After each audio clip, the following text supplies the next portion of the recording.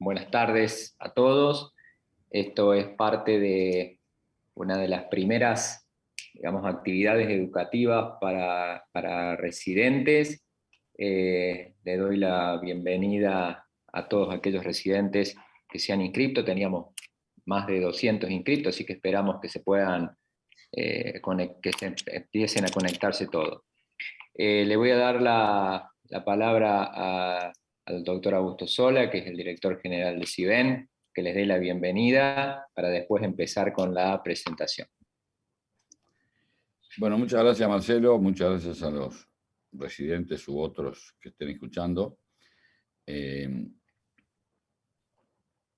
Antes que nada, realmente creo que van a escuchar algo que los radiólogos todavía cometen errores, y el doctor Ignacio Sosa es un experto en este tema, y ha mirado muchas radiografías en su vida, así que creo que para ustedes va a ser muy productivo, porque todavía, no sé dónde ustedes trabajan, en muchos lugares del mundo la radiografía, cuando la mira un radiólogo, el reporte llega 2 a 24 horas después, y nosotros tenemos que tomar decisiones en el momento. Entonces hay que aprender a mirar, no hacerse radiólogo, pero aprender a mirar radiografía, sobre todo en temas claves. Pero bueno, para mí es un grato honor, un placer ver que con el grupo que se ha puesto a trabajar para RECI-CIBEN, porque ustedes son el futuro de la neonatología. Nosotros, o bueno, lo voy a excluir a Ignacio y a Marcelo porque son más jóvenes, nosotros somos ya casi el pasado de la neonatología. Pero lo que se viene, lo que está cambiando, ustedes van a tener la posibilidad, si se educan bien, si insisten en su educación, de cuidar a recién nacidos y a sus madres mucho mejor que nosotros, o por lo menos que yo. Pero para eso hay que leer, hay que escuchar, hay que ser crítico, y también hay que ver, como digo yo mucho, quién enseña a los que enseñan. Porque hay gente que dice muchas cosas que están demostradas que son equivocadas, y las repiten y las repiten. Entonces, igual que lo que está pasando en el mundo hoy, en inglés le dicen fake news, noticias falsas, pero nosotros tenemos una responsabilidad crítica en el cuidado de recién nacidos, junto con enfermeras y otra gente, otras disciplinas, pero sobre todo los residentes están ahí, como se dice en Argentina, al pie del cañón. Así que yo les deseo lo mejor, no para esta conferencia solamente, que creo que va a ser excelente y van a sacar mucho, sino para su futuro de profesionales cuidando recién nacidos. Porque hay que estar atento, lo que está cambiando en la neonatología es mucho, pero lo que se sabe desde hace tiempo, también es mucho, y no se puede negar. Así que yo te felicito, Ignacio, doctor Sosa, por haber elegido este tema, y bueno, les deseo a los que estén escuchando lo mejor, que estén atentos y que sean parte de RECI-CIBEN, porque para CIBEN la educación es importante y es mejor educar a los que no están muy contaminados todavía, como los residentes. Pero nosotros aprendemos cosas, nos cuentan cosas que después no las queremos para siempre y están mal. O esas cosas que se llaman sabiduría universal. Todo el mundo repite algo y después se demuestra como ignorancia global. Entonces, tengan cuidado, sean críticos y sobre todo en cada acto que están cuidando al recién nacido o en cada radiografía que están mirando. Mucha suerte, Ignacio. Creo que Marcelo quiere decir algo más, pero bueno, yo los saludo y escucharé esta conferencia para seguir aprendiendo. Muchas gracias. Gracias, Augusto. Gracias, Augusto. Bueno, vamos a dar inicio. El doctor Sosa es consejero de RECI-CIBEN y es jefe de servicio de la unidad universitaria Reina Fabiola de Córdoba, Argentina. Así que, Ignacio, te damos la bienvenida y para que comiences con tu presentación.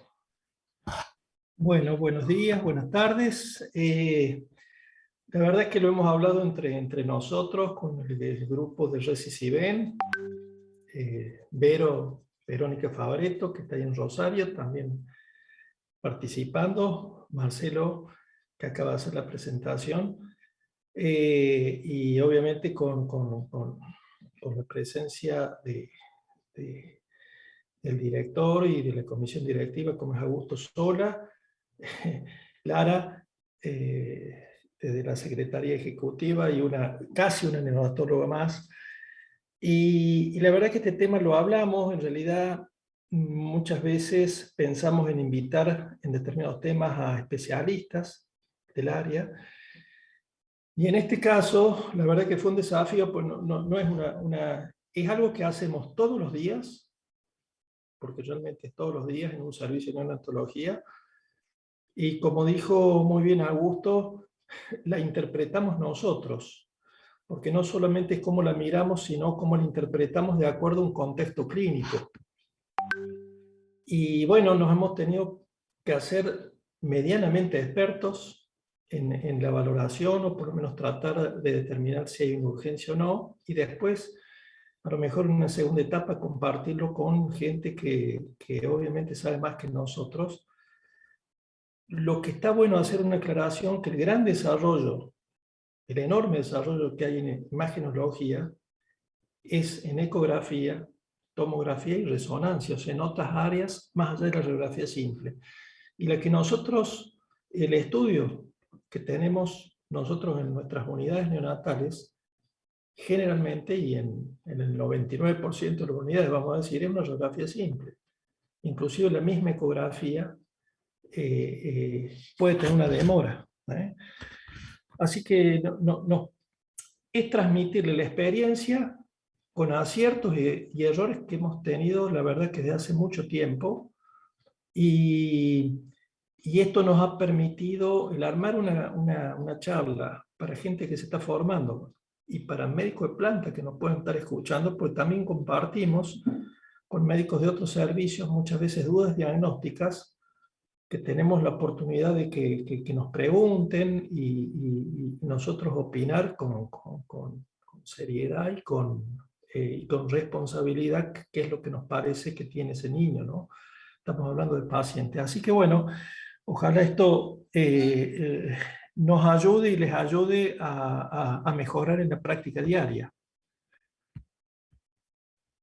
Bueno, Wilhelm Röntgen, alemán, fue el que descubrió los rayos X, y por esa causa le dieron el premio Nobel en 1901. La primera radiografía que no la puse, yo creía que era de su mano, pero no, fue de su esposa.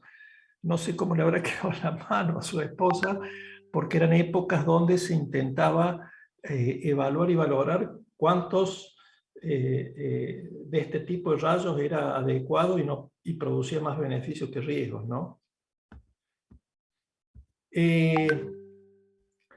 Ahí le puse eso, lo agregué al final. Es un libro que yo creo que dentro de la medicina está bueno, y de la especialidad que hagamos, que en este caso es neonatología, que podamos leer y profundizar en otras áreas, ¿no?, de la medicina.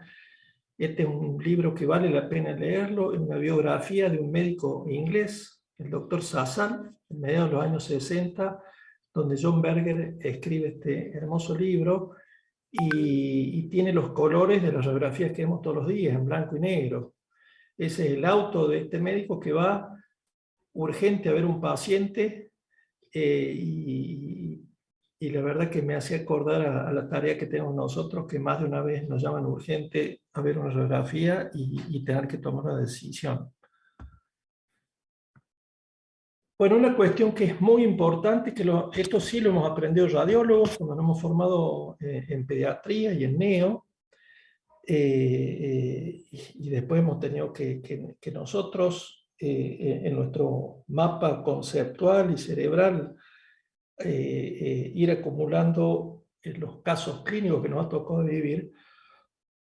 Pero es muy importante la observación sistemática, que vamos a hacer hincapié porque es muy difícil abarcar, la verdad, en una sola charla todo lo que es. Hay libros de radiología, ¿no es cierto? Un ícono ha sido el de Caffey y el de Shuishuk,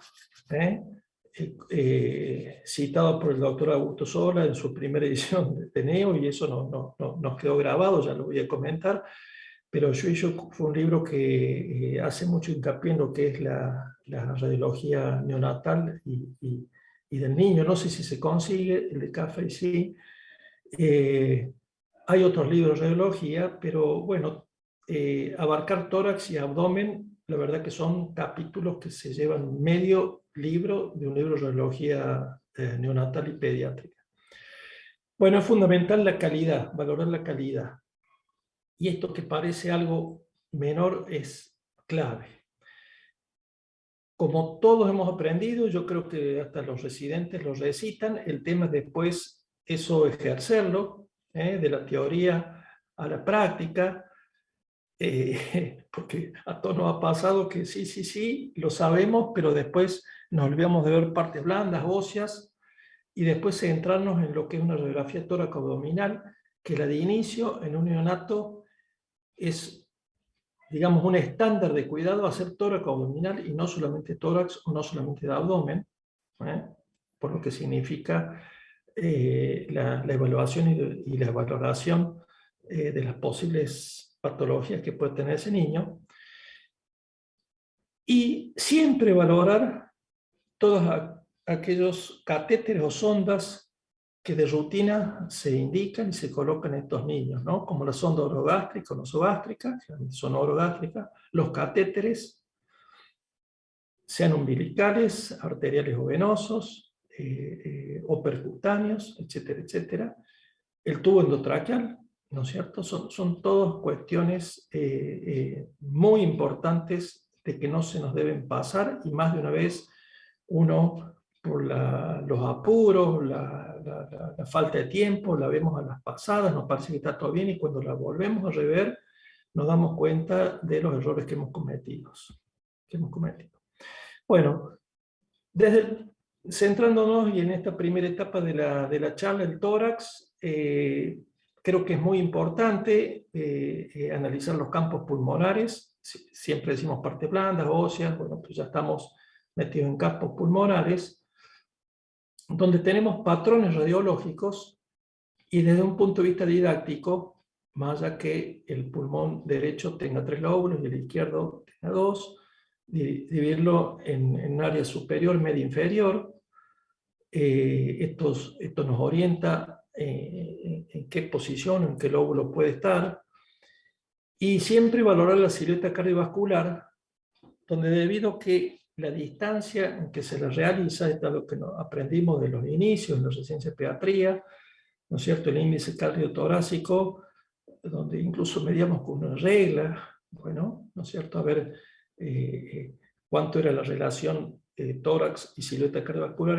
Esto en neo de rutina no se hace, no lo hacemos, y uno tiene en el hardware cerebral lo que es una silueta cardiovascular normal, donde generalmente se ve y se entromete la silueta tímica, por eso sería una silueta cardiotímica, y ante la duda, obviamente hoy con los avances de la tecnología y la mayoría de los servicios, bueno, siempre habrá alguno que no tenga esa disposición a mano. Ante la duda, si hay un problema cardíaco, tenemos la eco para que lo defina, ¿no? Hablando de tamaño, si uno cree que tiene realmente una cardiomegalia como problema fundamental. Y la posición del corazón, pero entonces la silueta siempre la vamos a valorar en cuanto a lo que es tamaño y posición. Lo que se denomina, a lo mejor no lo hablamos todos los días en los servicios, que es situs solitus, ¿no es cierto? Que es la posición normal del corazón. Campos y silueta cardiovascular. Con respecto a la calidad, que es clave, yo diría que uno de los problemas que nosotros tenemos, la mayoría, vamos a decir, en Argentina, porque bueno, hablamos desde Córdoba, Argentina. De paso vamos a decir que hoy es el día de nuestro patrono de la ciudad, San Jerónimo. Así que muchos están de asueto, no sé si eso es bueno o no para participar en la charla, pero bueno, pero estamos de asueto. Y para Latinoamérica, la verdad que la calidad de la radiografía muchas veces deja bastante que desear, y hay lugares, yo diría, nos tocó conocer, esto después lo pueden refrendar algunos de ustedes, pero en los países desarrollados si la radiografía no tiene una adecuada técnica, la desechan, digamos, ¿no? En cambio, nosotros nos hemos hecho expertos en conformarnos muchas veces con deficiencias, y eso lleva a problemas en la valoración radiológica real de lo que puede o no tener ese neonato del cual le hemos solicitado la radiografía, al cual le hemos solicitado. Entonces, calidad va a ser la posición. Generalmente van a ser radiografías en decúbito, pero puede ser más allá de decúbito, antero, posterior, lateral, que son lejos las que más se pueden utilizar, y sobre todo el antero posterior por lejos. Tangencial también entra en algunas oportunidades. Si está roto o no, es un tema clave.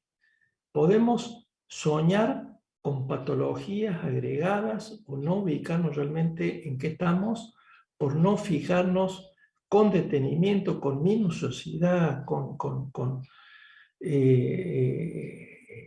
digamos, con una observación cuidadosa, si está roto o no. Esto, que es muy simple, lleva a cometer errores algunas veces importantes en cuanto a la valoración de ese niño.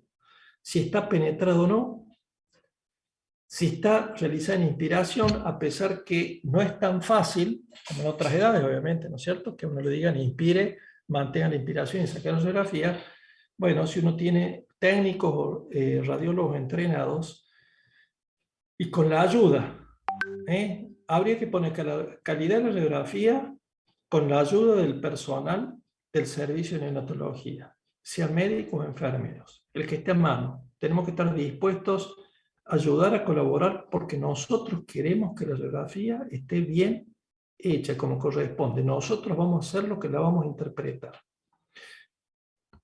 Bueno, y si hay artefactos que obstaculizan la visualización, muchas veces eso es bueno anticiparlo y sacar del cuerpo del niño, del bebé, lo que nos pueda estar interfiriendo en cuanto a la valoración. Bueno, con respecto a la posición del recién nacido, recién lo decíamos, estas son por lejos las más frecuentes. En otras edades, obviamente, que no utilizan el decúbito de rutina, ¿no es cierto?, salvo en los pacientes graves, pero por lógica en el recién nacido sí, y es infrecuente que nosotros tomemos esta radiografía, esta posición. Pobre niño, bueno, los niños lo hemos torturado de muchas formas. Miren cómo mira, ¿no? Pobrecito. Y en neo por ahí se han hecho o se hacen radiografías en posición erecta, pero en realidad no hay mucho justificativo para realizarla. Esto después lo podemos charlar, conversar, discutir, y habrá otras opiniones probablemente. Entonces, por lejos, esta es la decúbito anteroposterior. En edades más grandes, más neonatales, ¿no es cierto?, hay una distancia óptima. En el recién nacido generalmente no se cumple, por eso la evaluación, sobre todo, fundamentalmente, principalmente de la silueta cardiovascular, pierde algo de precisión. De todas formas, nosotros podemos hacer una valoración en general adecuada de lo que significa el tamaño de la silueta cardíaca. Bueno, los decúbitos laterales, por supuesto que nos sirven, más allá que esto es para mostrar un decúbito lateral derecho e izquierdo, nos sirve algunas veces para poder realmente valorar si hay un derrame, como en la radiografía que tiene a la izquierda de la pantalla, y en la derecha, ¿no es cierto?, donde aparentemente, y creo que es así, ¿no es cierto?, que se visualiza aire libre fuera del abdomen. Son las decúbito lateral en circunstancias especiales de gran ayuda, ¿no es cierto?, realizarlas y solicitarlas. Bueno, ¿cuál sería la adecuada técnica que esté centrada? Bueno, y ustedes ahí, esto está tomado de un libro de radiología, donde ustedes se fijan cómo uno puede valorar de acuerdo a los arcos costales. Es una medida muy simple que uno hace, ¿no es cierto?, con el dedo índice anular, ¿no es cierto?, y se fija si realmente está centrado o no, más allá de las clavículas, que no siempre están bien posicionadas, sobre todo cuando son chicos que están en los respiradores, etcétera, etcétera. y eso queda para edades más grandes. Esto está, obviamente que está escrito, no es una idea de uno, pero esto es lo que corresponde cuando tenemos que evaluar si esa radiografía está bien ejecutada o no. Fíjense una radiografía rotada, este es el mismo paciente, más allá de alguna diferencia en la calidad y en la penetración. Como una radiografía rotada, uno puede a lo mejor imaginarse que todo el pulmón izquierdo hay una radioopacidad difusa y finalmente lo que interfiere con la evaluación del pulmón izquierdo es la superposición de la silueta cardiotímica, ¿no?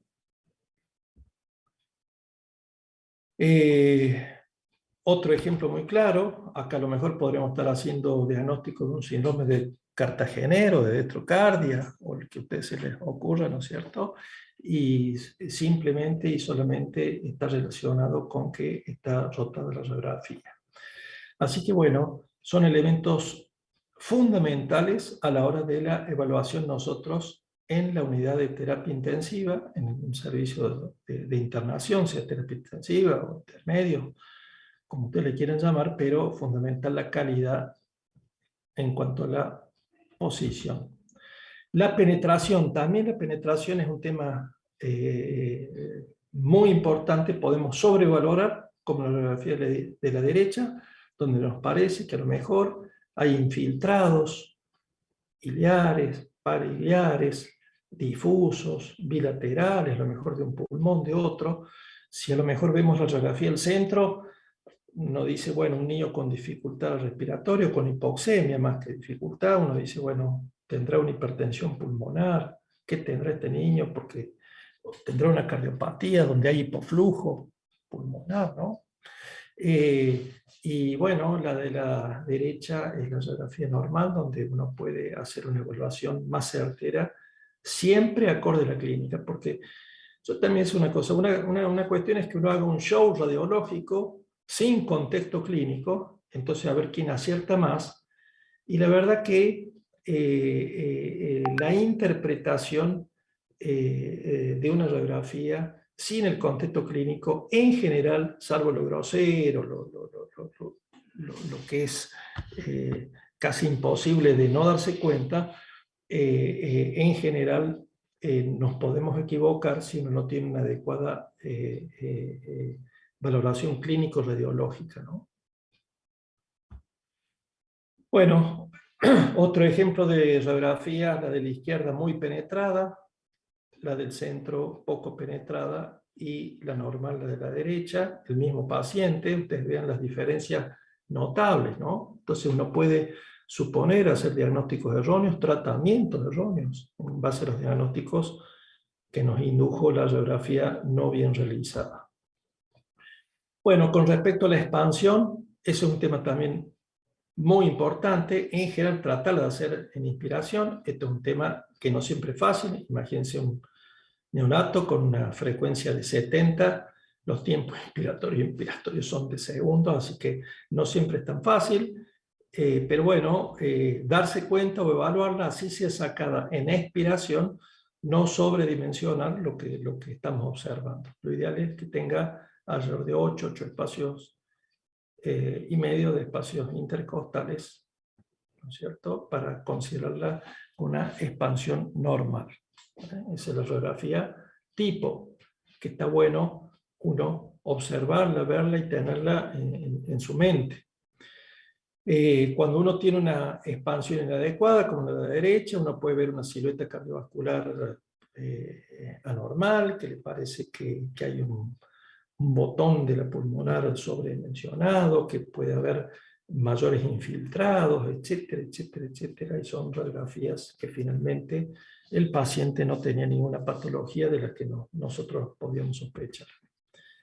Bueno, observar las partes blandas, acá no puse nada, después tenemos algún ejemplo, pero bueno, desde edema que podemos observar en el caso de un hidrops, desde aire en las partes blandas, desde grasa de los pliegues subcutáneos, algunas veces calcificaciones, bueno, pero siempre es bueno seguir una sistemática de observación completa de la radiografía.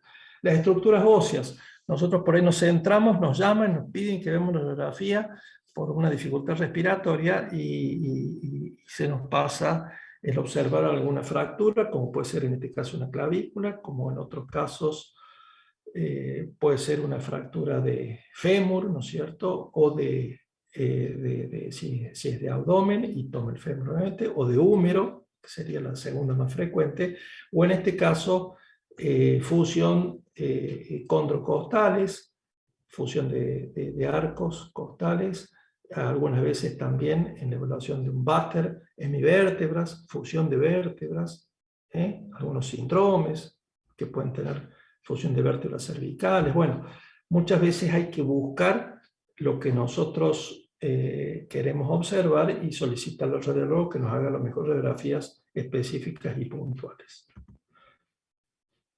Bueno, en un niño intubado con una vía central, etcétera, etcétera, y como ahí está marcado, bueno, tenía una fractura de húmero, ¿no? Otro punto clave es observar lo que decíamos, la colocación de las ondas, de los catéteres, de los tubos. En el caso de los catéteres es clave, muy importante acordarse de la anatomía, de los reparos anatómicos que uno tiene para saber si realmente esa vía, sea arterial o venosa, está ubicada en la posición correcta. Porque sabemos los problemas que podemos tener si esas vías no están en la ubicación, en la mejor ubicación. Muchas veces, que por ahí no se utiliza frecuentemente, cuando uno tiene dudas, ¿no es cierto? Ahí tenemos una clara distinción, la asa que realiza el catéter de la arteria umbilical con la diferencia del catéter de la vena umbilical, que tiene que quedar justo por encima del diafragma, y la arteria umbilical a nivel, sea posición baja, L3, L4, ¿sí? Lumbar 3, lumbar 4, y o posición alta, ¿no es cierto? T9, T12 aproximadamente.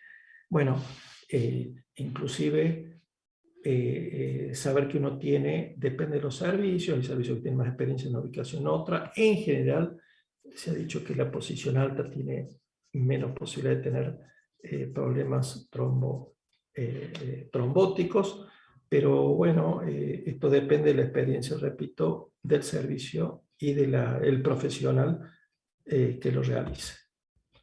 Ahí tienen unos lindos ejemplos de cómo se ve enfrente, y ante la duda uno puede realizar un perfil y uno ve la diferencia realmente contundente en la radiografía de la derecha, el catéter de arteria umbilical en una posición adecuada y el catéter venoso también en una posición adecuada justo antes de la entrada a la aurícula derecha, y en una posición alta el catéter de arteria umbilical.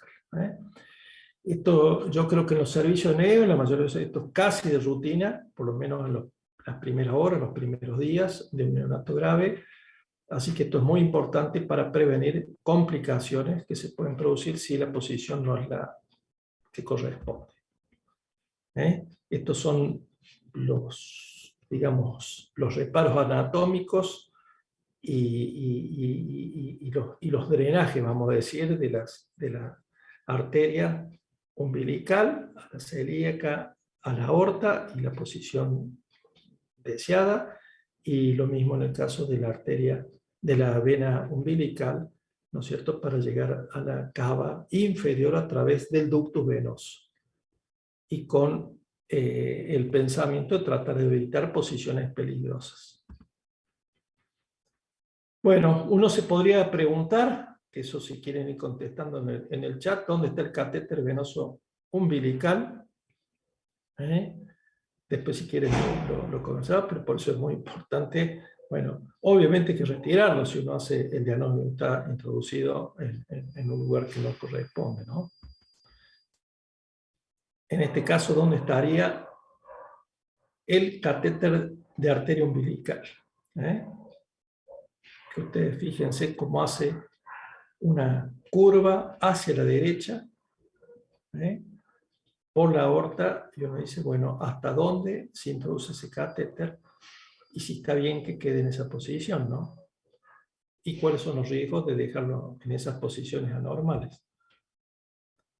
Yo diría que es un clásico, pero bueno, si uno, por cuestiones técnicas, el catéter no lo visualiza bien, nosotros hemos tenido muchas veces problemas, transmitimos un problema que a lo mejor no todo el mundo lo tiene, cuando las radiografías se dejaron de observar reveladas ¿no es cierto?, con la radiografía en mano, sino con la digital, no siempre se observa adecuadamente cuál es el tip, la punta del catéter, y más de una vez ante la duda le hemos tenido que realizar, por más que son catéteres radioopacos, material, le hemos introducido material radioopaco y le hemos dado con la sorpresa de que estaban en una posición muy diferente a la que nos parecía en la radiografía digital. Así que bueno, esos son temas a evaluar en el servicio, con el servicio de rayos, para estar seguros de la posición. Una opción que hoy tenemos y que yo diría que se va a seguir desarrollando y va a ser muy importante y evita que hagamos tantas radiografías o repitamos tantas radiografías y radiemos menos a nuestros pequeños recién nacidos, es la ecografía, ¿no?, para la detección de las vías centrales. Bueno, los patrones radiológicos en el pulmón, esto es algo que lo leímos hace mucho tiempo, creo que, no creo, está en el primer libro que publicó el doctor Augusto Sola, y nosotros, bueno, nos pareció en el grupo residente de esa época, imagínense, hace muchos años, nos sirvió para orientarnos, para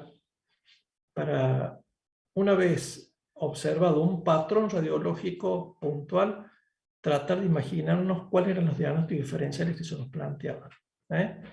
Entonces puede haber un patrón infiltrativo, un patrón quístico, que esto está tomado de Shuishuk, burbujas tipo 1, 2 y 3, los pulmones blancos, si hay congestión vascular, pulmones radioopacos, algunas puede haber algún overlap, ¿no es cierto?, entre un patrón y otro. Lo importante es aprender a describirlos y una vez descritos, cuáles serían los diagnósticos diferenciales que a nosotros nos parecen, desde lo más frecuente a lo menos infrecuente. Si los pulmones están hiperaireados, si son pequeños y claros, si hay una aireación desigual.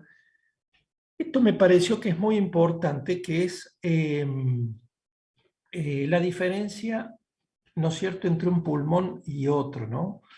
Es decir, cuando hay asimetría en lo que uno observa, o cuando hay desplazamientos, que puede ser por tracción o por ocupación de espacio, sea por aire o por masa, ¿no? Eso también entra dentro de la valoración que uno hace del tórax. Cuando tiene una radiografía que le parece que hay algo que sale fuera de lo normal. Y los escapes de aire extraalveolar, que suelen ser urgencias, ¿no? Entonces eso también es un elemento muy importante, sobre todo cuando el aire ocupa posiciones que no son las habituales, el aire extraalveolar, me refiero.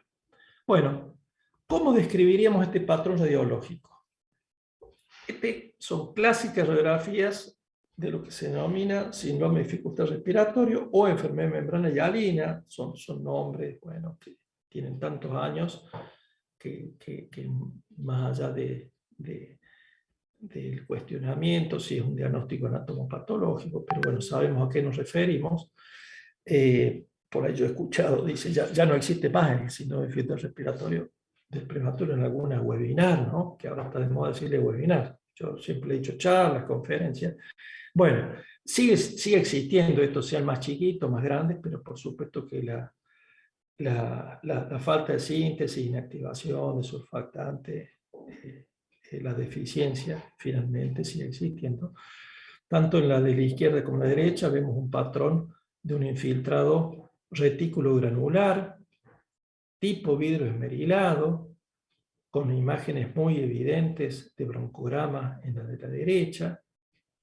El tubito endotraqueal está un poquito metido, bueno, que eso es una cosa que siempre hay que valorar y visualizar. Fíjense la diferencia entre el tubo endotraqueal de la izquierda con respecto a la derecha, ¿no es cierto? Que el de la izquierda diría está en posición T2, lo ideal es un poquito por debajo de la línea hemiclavicular, y el segundo, la radiografía de la derecha lo tiene un poquito introducido. Pero bueno, desde el punto de vista patrón radiológico, uno está bueno poder describirlo. Entonces, retículo granular, bilateral, simétrico, de campo superior, medio e inferior, con borramiento parcial de la silueta cardíaca, bueno, etcétera, etcétera. Y una vieja clasificación de grado 1 si era basal, 2, medio, 3, que abarcaba los dos pulmones, y 4 si borraba silueta. Bueno, tiene la importancia que tiene, pero que nuestro diagnóstico es de un SDR. ¿Cómo describir esta radiografía? Donde uno dice, tengo una imagen radioopaca con un corte muy pronunciado, ¿no es cierto? Casi en bisel inferior, radioopaco del lóbulo o de porción superior, no diría lóbulo superior derecho, por lo menos que está en esa área del pulmón, donde en la radiografía de la izquierda no tracciona ni nada y probablemente está relacionado, ¿no es cierto? O podría estar relacionado con el timo, con posiciones, con imágenes atípicas, pues no es lo más frecuente que uno vea una sombra cardiotípica, pero la duda que se nos plantea dependiendo de cuál es la evolución del paciente. Acá no tenemos la clínica, ¿no es cierto? La de la derecha claramente está traccionado y claramente es una imagen de atelectasia triangular, radioopaca, ¿no es cierto? Que en principio abarca el lóbulo superior derecho. Así que bueno, uno puede tener una sombra cardiotímica en la izquierda porque no produce un traccionamiento claro, es una radiografía que está rotada, uno podría decir. Entonces, bueno, uno puede ir opinando. Lo importante es que ustedes se hagan buenos observadores y buenos evaluadores de las radiografías, más allá de lo que yo, por una cuestión de tiempo, me voy a ir apresurando en pasar. Bueno, describe y haga su diagnóstico. Bueno, decíamos que Shuishuk divide en tipo 1, 2 y 3. Tipo 1 es en la enfermedad membrana o síndrome de flujo respiratorio, como ustedes más quieren agudo. Son pequeñas burbujas de menos de 1 milímetro, que es por distensión debido a la telectasia, ¿no es cierto?, alveolar. Y con niños en asistencia respiratoria mecánica, debido a la presión positiva, distiende los bronquiolos terminales y por eso se observa ese puntillado que muchas veces vemos, pero un puntillado de unas burbujas muy pequeñas, típicas de la enfermedad membrana del paciente, del neonato, del prematuro ventilado. Las tipo 2 son aquellas burbujas un poquito más grandes, características del enfisema intersticial, y las tipo 3 serían burbujas más grandes, típicas o características de lo que es, vamos a decir, la vieja displasia broncopulmonar, que ahora por ahí la displasia broncopulmonar no tiene, se hace el diagnóstico, sobre todo por la persistencia de la necesidad de oxígeno y de un soporte respiratorio, así sea no invasivo, pero uno no ve realmente a lo mejor radiografías quíticas, pero todavía se siguen viendo, y esta sería, ¿no es cierto?, más característica de una displasia broncopulmonar. Como un diagnóstico diferencial, pero esto no sabemos de qué niño se trata, si tiene 40 días y tuvo ventilado 30 y fue y volvió, lo estubaron, entonces uno dice, bueno, este es un displásico, o es un neonato que en forma aguda y después de aspiración de meconio observamos esta radiografía. Esta está tomada obviamente de la virografía y es una displasia broncopulmonar.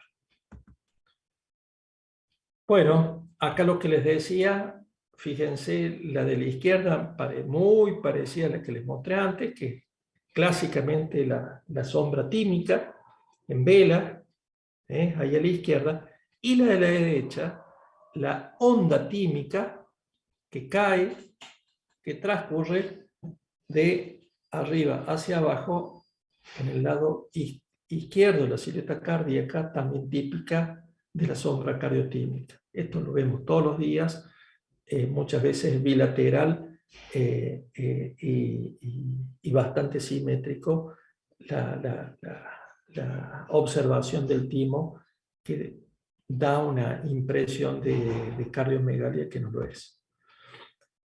Bueno, esto todos lo han visto. Yo digo, describe gaso diagnóstico. Uno diría, nosotros tenemos un pulmón izquierdo, una radiografía izquierda, y un pulmón derecho, una radiografía derecha, radio opaco, bilateral, con el corazón en la de la derecha desplazado hacia la derecha y en la radiografía de la izquierda, mirándolo, ¿no? Yo estoy diciendo cómo los miro o cómo los miran ustedes en la pantalla. Pero obviamente lo que los desplaza es la ocupación del aire extraalveolar, ¿no es cierto? Son dos neumotórax, uno derecho, otro izquierdo, que comprimen y desplazan tanto el corazón y las estructuras cardiovasculares como el pulmón contralateral.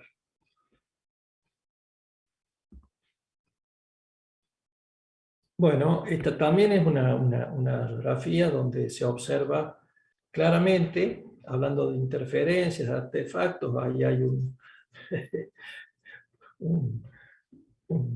¿no es cierto?, material extraño que interfiere con la silueta cardíaca, ¿no es cierto?, que probablemente para el monitoreo de la frecuencia cardíaca, pero bueno, claramente vemos una imagen radioopaca del lóbulo superior del pulmón derecho, ¿no?, compatible probablemente con una telectasia.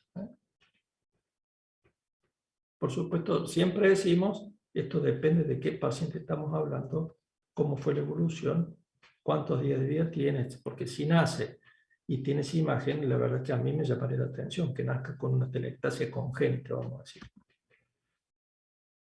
Bueno, acá en la flecha la tienen casi regalada, se ve la cisura de ambos campos pulmonares. Esto, como decíamos en la época, nos enseñaron los radiólogos, la cisuritis, bueno, que es líquido, la cisura tanto mayor, tanto del pulmón derecho como del izquierdo, típica o clásica de lo que es la reabsorción de líquido pulmonar o taquipnea transitoria del recién nacido, donde se ve un infiltrado ileofugal con un volumen pulmonar medianamente adecuado en cuanto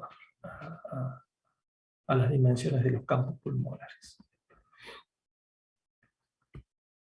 Esto es lo que decíamos de los pliegues cutáneos.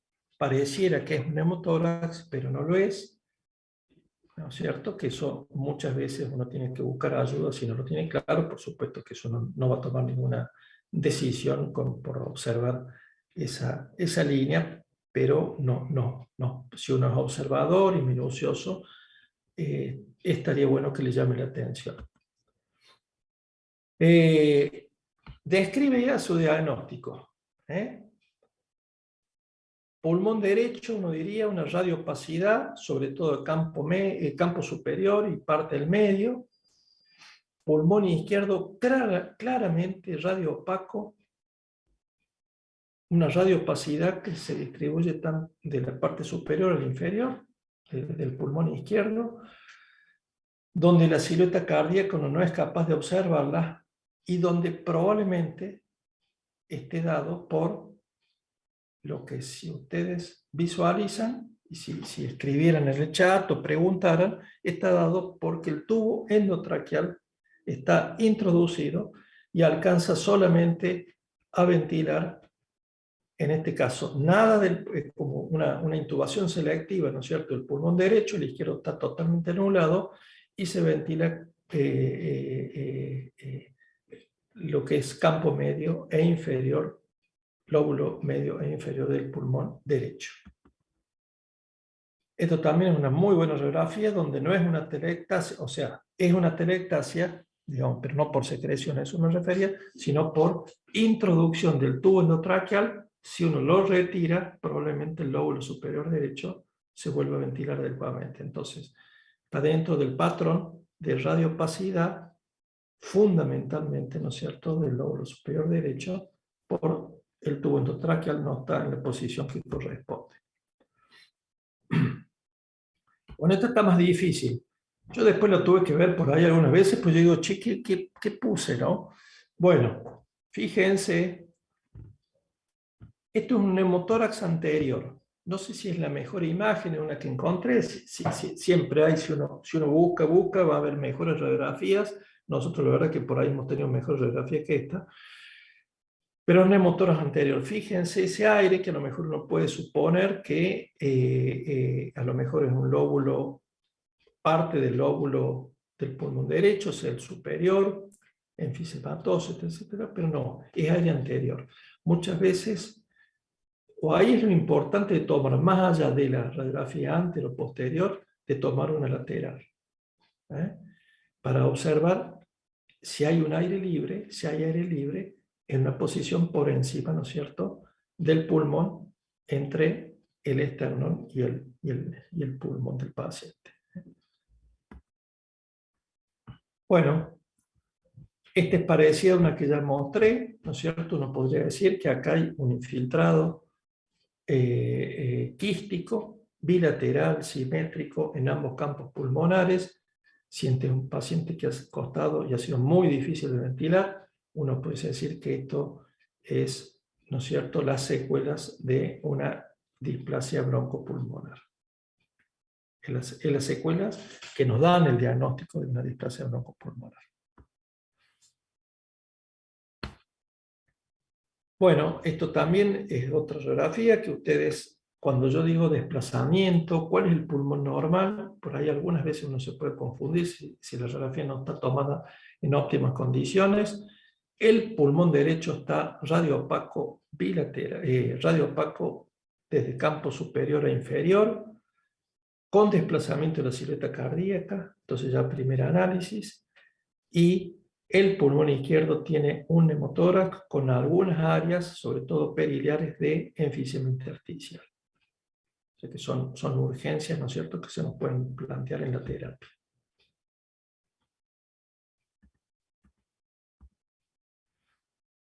Bueno, son pulmones pequeños, ¿no es cierto?, hipoplásicos. Habría que ver si este es un paciente con oligoamnios muy precoz, etcétera, etcétera. Pero bueno, fíjense el tamaño de los pulmones. No siempre es fácil ni sencillo hacer el diagnóstico de hipoplasia pulmonar.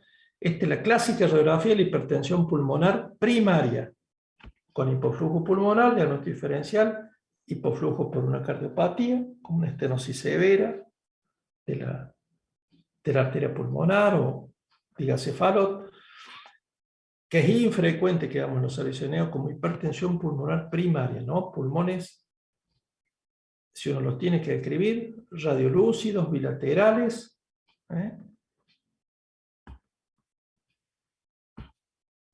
Bueno, en la radiografía que tenemos a la izquierda, viéndolo de frente, ¿no es cierto? Hay un derrame bilateral.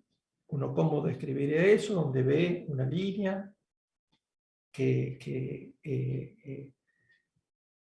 desplaza, ¿no es cierto?, los campos pulmonares, tanto a la derecha como a la izquierda, de la porción inferior hasta la superior, donde están borrados los senos costos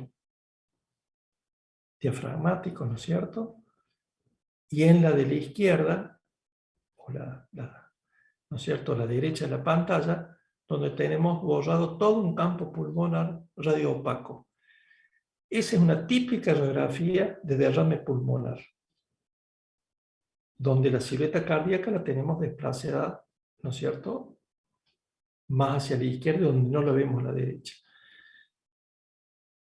Todos estos diagnósticos volvemos a decirlo, tienen que estar en un contexto clínico y para acá es esencial y fundamental muchas veces pedir una ecografía, ¿no?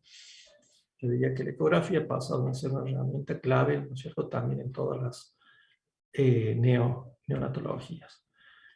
Bueno, esto si observamos los huesitos del paciente, un pulmón hipoplásico, esta distrofia torácica asfixiante, donde ambos campos pulmonares son muy pequeños y obviamente los pacientes tienen alta mortalidad. Aire libre, aire extraalveolar, decíamos de los patrones más importantes que requieren de la urgencia o el tratamiento urgente. Típico, neumopericardio. Estas son dos radiografías donde nos muestran formas diferentes de neumomediastino. Importante hacer el ojo, ver radiografías, compartirlo. En la radiografía de la derecha, a la izquierda de la pantalla, pero a la derecha nuestra, también el paciente tiene un neumotórax del pulmón izquierdo. Bueno, otro patrón quístico, donde uno diría que sería, según Shuishuk, el patrón quístico, ¿no es cierto? Tipo 2, fíjense el volumen de la silueta cardíaca, los diafragmas aplanados. Este es un enfisema intersticial severo, bilateral, pacientes complicadísimos de ventilar, con altísima mortalidad. Vamos a ir pasando algunas para no repetir. Bueno, una atresia de esófago, por supuesto, cuando hay un diagnóstico prenatal, es algo que yo no dije, pero hoy en día el diagnóstico prenatal nos ha ayudado mucho, ¿no es cierto?, en la anticipación de determinadas patologías. Esto es una patología más rara dentro de la clasificación de atresia de esófago, está la fístula tráqueo-esofágica, tipo 3, depende de la clasificación que utilicemos, donde lo que vamos a observar es una atelectasia, sobre todo del lóbulo superior derecho, por microaspiraciones.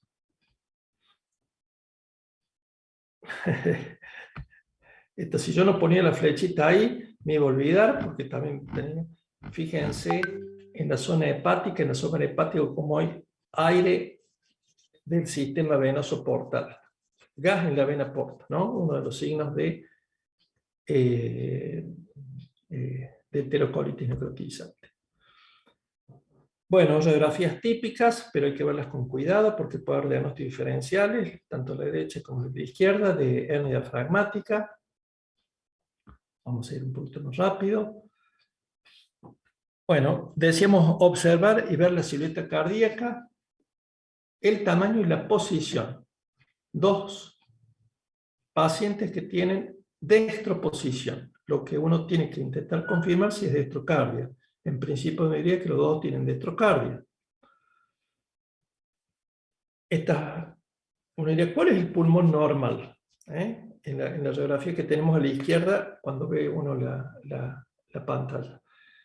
Bueno, el pulmón normal es el derecho desplazado por un enfisema lobar congénito.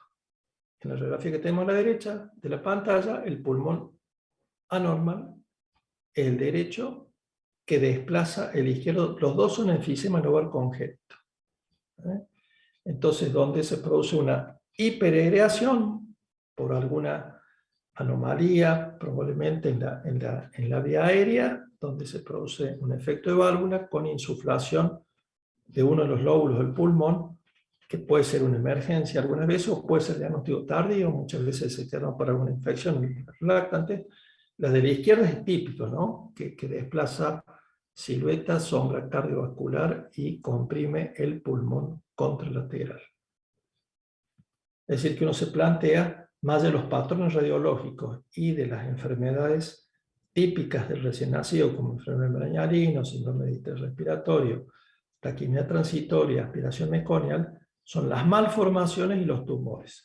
Siempre las malformaciones es algo que uno debe sospechar cuando ve imágenes anormales que le llaman la atención. Esto es lo que ahora se llama CIPAM, odonomatosis quística, como se llamaba, malformación odontogénica quística, pulmón izquierdo, las dos, donde se observan quistes que ocupan espacio, una masa que ocupa espacio y desplaza la silueta cardiovascular y comprime el pulmón derecho.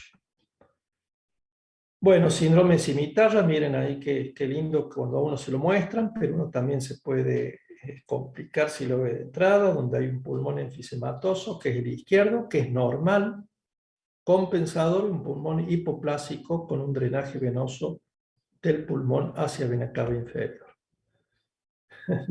Esta sí, uno se puede entrampar si solamente tiene la posibilidad de hacer radiografía. Uno dice, no está la silueta cardiovascular.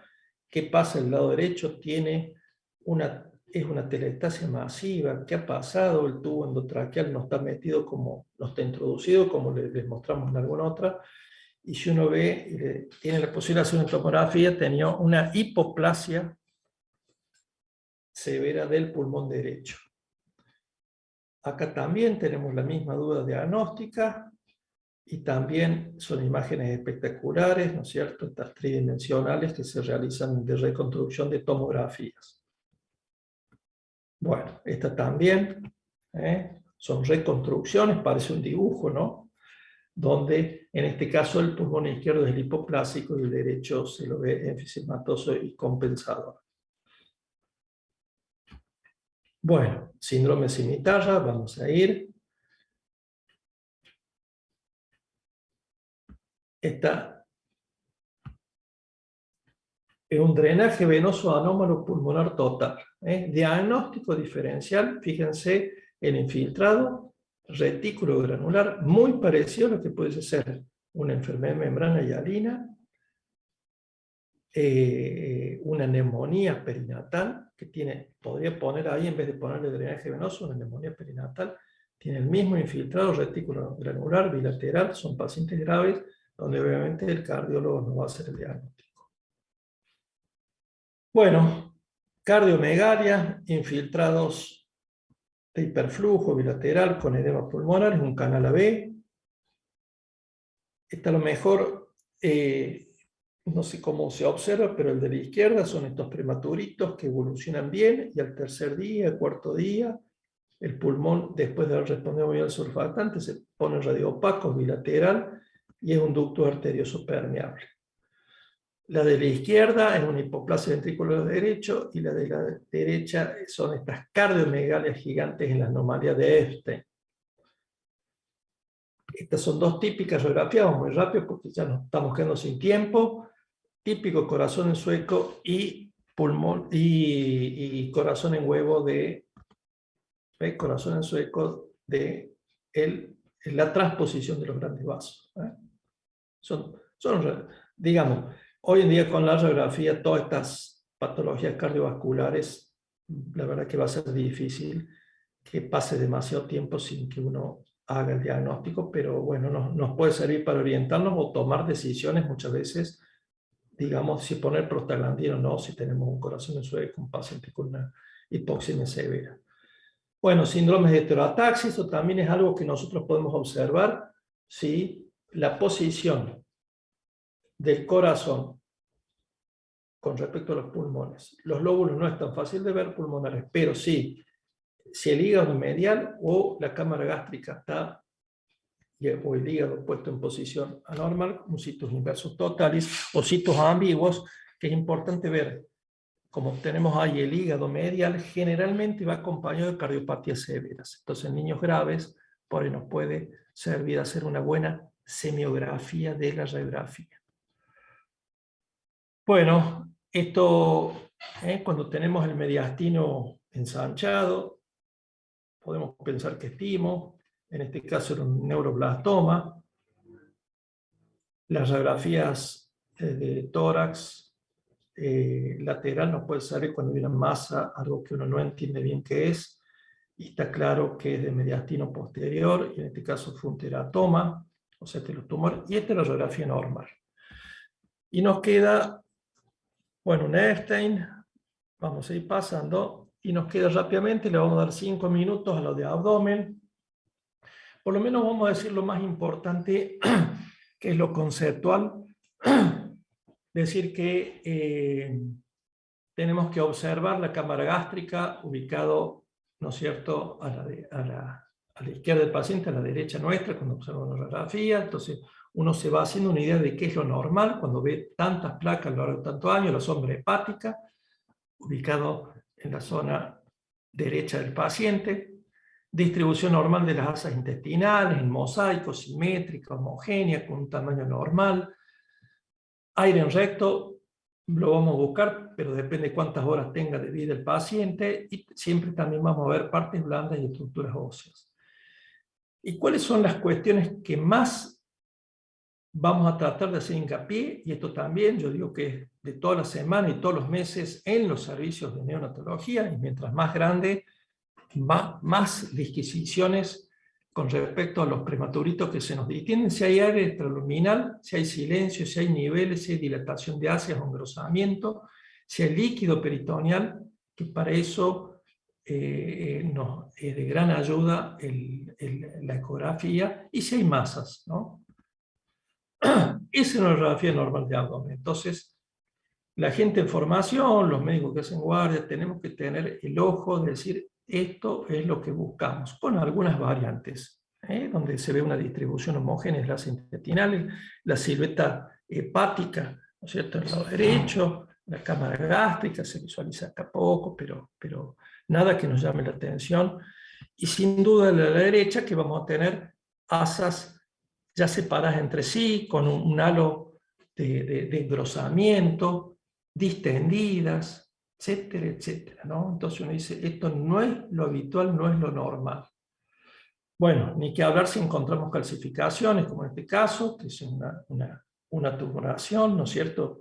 Esto era un teratoma. Bueno, y las clásicas imágenes que podemos tener de neumatosis. Va muy rápido, esto lo han visto mucho, total, después estas charlas con la radiografía yo creo que las pueden repasar después. Y una de las cuestiones, algunas veces muy difíciles de ver, fíjense en la izquierda, si uno no hace una tóraco-abdominal, se le pasa. Un paciente que se deteriora, fíjense a la izquierda, la sombra hepática, no está a la derecha de a la izquierda nuestra de la pantalla. Y obviamente si uno saca una radiografía, observa la distensión enorme con el aire que está obviamente fuera de las asas. Cámara gástrica. Nos puede parecer que hay una perforación, nos ha pasado, alguna vez nos hemos equivocado, y si uno le saca un perfil, es una cámara gástrica nomás distendida. No hay aire extraluminal. Doble burbuja. Uno dice, este no es un abdomen normal, esto terminó siendo un vólvulo, imagen en sacabocado, etcétera, etcétera. Ese tampoco es un abdomen normal. Microcolon, por distintos diagnósticos. Esto es un abdomen distendido, que no llegue el aire recto, una atresia de ano, con el invertograma, generalmente ya no se usa, y esto se describe cuando hay aire libre, ¿no es cierto?, como en balón, por la forma que rodea las asas intestinales por fuera, ¿no?, forma de balón de rugby. Y el aire hay que estar señalado con la lupa a nivel portal, o es una cosa bestial, vamos a decir, pero espectacular. No siempre se ve eso, por supuesto. También la ecografía muchas veces nos da una ayuda importante. Cuando vemos pocas asas y mucha radiopacidad, tenemos que pensar que hay líquido, ¿no? Esto es una ascitis quilosa.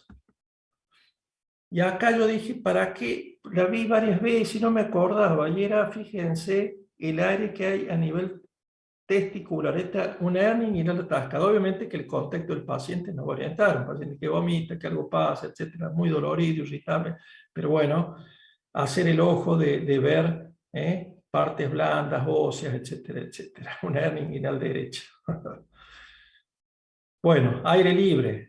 Fíjense la de la derecha de la pantalla, cómo nos podemos confundir. Muchas veces esto es aire anterior, no está tan claro muchas veces que sea un aire libre. y como ahí se ve, que eso es lo que está marcado, el ligamento falciforme. Bueno, es casi una delicadeza comentar que el aire, ¿no es cierto?, hace que se vea este ligamento. Muchas veces la tangencial, que lo nombré al principio, es clave cuando tenemos dudas si hay perforación y aire libre en abdomen. Vamos a ir pasando. Esto lo vamos a dejar. Ahora vamos a... Me parece que no hay tiempo. Bueno, les agradezco a todos. En maorí es maurururu. Bueno, no sé si habrá algún maorí. Yo creo que casi todos somos medio latinoamericanos, así que vamos a decir gracias. Les agradezco el tiempo. Reci si ven, es algo que queremos desarrollar, que bueno, ya les dije tanto con Verónica como Marcelo y con todo el apoyo de la estructura directiva, de tener continuidad y poderles brindar lo mejor en algo que Reci si ven y si ven se preocupa, lo dijo en la introducción el doctor Augusto, que es educar, educar y educar. Bueno, muchas gracias. Estamos para las preguntas, Marce, o lo que vos quieras comentar. Gracias, Ignacio. No sé si hay alguna pregunta que pueda haber en el panel. Si no, les voy a presentar, a ver si puedo yo compartir pantalla.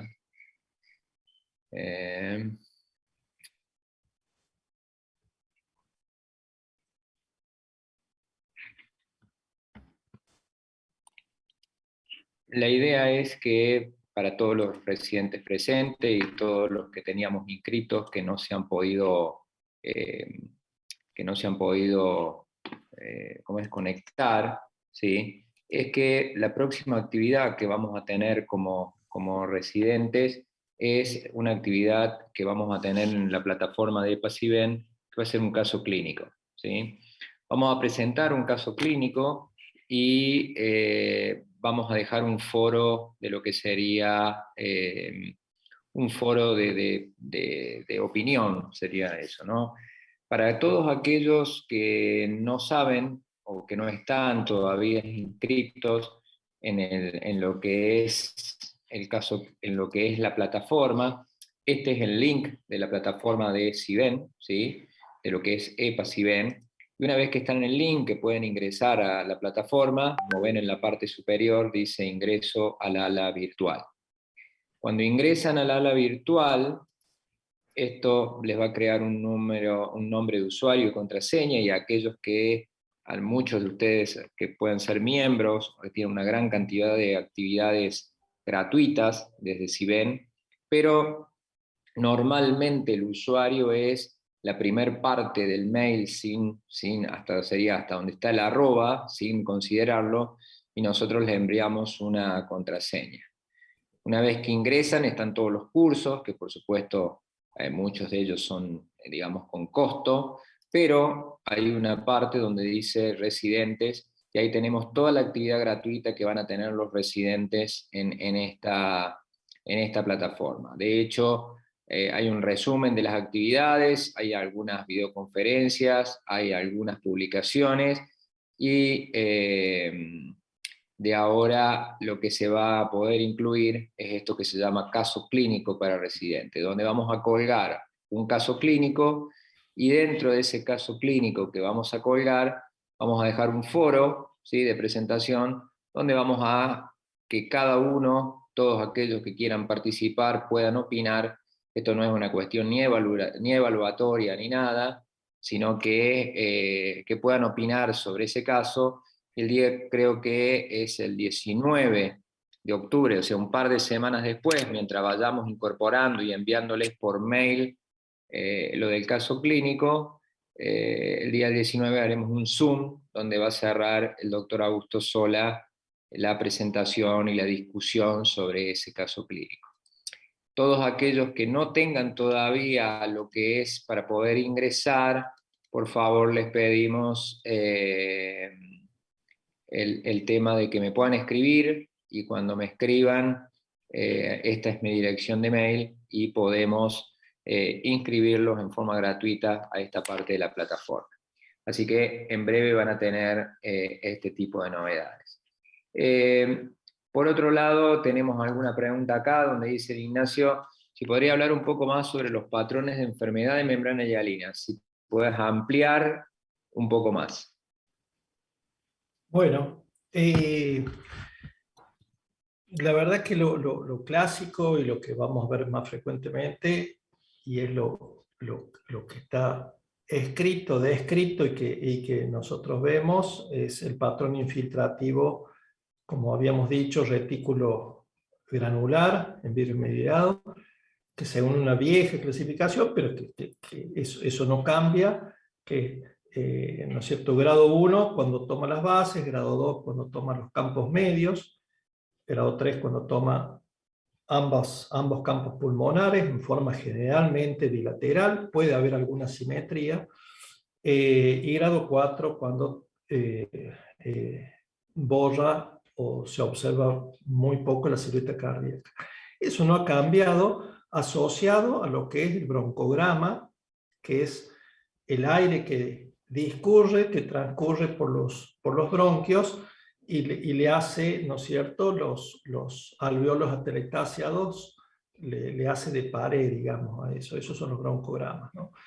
Lo que a lo mejor uno puede agregar, que también en eso hay radiografías, a lo mejor hubiera estado bueno también mostrarlo, es cuando por alguna circunstancia se desplaza el tubo endotraqueal antes de hacerle el surfactante. Uno hace surfactante y muchas veces nos queda una simetría franca entre un pulmón que se introdujo, que se administró el surfactante fundamentalmente, supongamos el derecho, que es donde se suele desplazar con mayor asiduidad el tubo endotraqueal, versus el pulmón izquierdo. Entonces ver un pulmón que sigue siendo radioopaco, con el filtrado retículo granular, y uno radiolúcido, mejor ventilado. Pero los patrones son esos, digamos, si uno los tiene que describir, el clásico patrón es muy parecido al de la neumonía perinatal, por eso ante la duda, y si hay factores de riesgo, prenatales, perinatales, uno debe iniciar, así sea por un tiempo lo más corto posible, la indicación de antibióticos, pues digo, dependiendo del caso, que la neumonía perinatal es un filtrado retículo granular. Ese es no ha cambiado eso a lo largo de los años, ¿no? Bien, y Ignacio, justo aprovecho esto de otra pregunta acá y de paso yo agrego un poco, además que agrego, le agrego yo a la pregunta, porque lo que dice es, ¿cuándo debería tomarse, o sea, en qué tiempo debería tomarse una radiografía ante un recién nacido con dificultad respiratoria? Y yo creo que esto debe estar relacionado a decir, bueno, sabemos que casi que lo primero que deberíamos hacer si es un prematuro muchas veces es indicar surfactante. Pues decís, bueno, ¿en qué momento lo hacemos? ¿Rápido? ¿La tomamos primero? ¿Le ponemos el tubo en la sala de parto y no les tomamos radiografía y ponemos surfactante? Bueno, hay un viejo dicho que se decía no hacer radiografía las primeras 24 horas porque como hay edema de pulmón, etcétera, etcétera, no hace.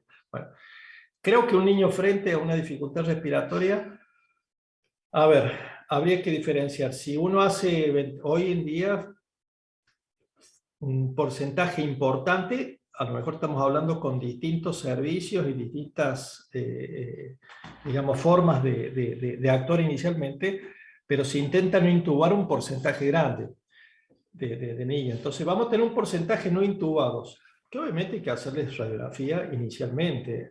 Apenas llega de la recepción al servicio de terapia intensiva, hacerles radiografía. Algunas veces, dependiendo del estado clínico, se espera que estén las vías, ¿no? Las vías, yo digo, aclararía eso, ¿no? Para no estar haciendo una radiografía de inicio y ver algo que si está bien, está estabilizado con una ventilación invasiva, se puede esperar que las vías estén colocadas, ¿no es cierto? O sea que para no irradiar a ese niño. Si el niño está en respirador, que esa es un poco la pregunta, si yo espero hacer la radiografía antes de pasar el surfactante. En general, la verdad que lo ideal sería tener el tubo endotraqueal colocado, las vías dentro porque la hora de oro,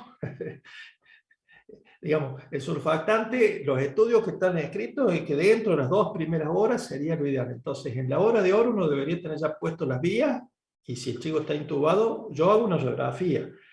Entonces, evito en esto de las variaciones anatómicas de que el tubo no esté demasiado introducido. Entonces, yo lo hago con la certeza de que lo voy a colocar y lo voy a administrar en los 2 pulmones. Después la próxima, antes se escribía hacia las 4 o 6 horas, depende de la evolución del paciente. Ahí sí no hay que, me parece, hacer una guía, una pauta estricta. Pero lo ideal es eso. Esa es una de las dificultades que tienen las técnicas menos invasivas, donde, bueno, depende de la pericia del operador, de cuánto pasa esa sonda.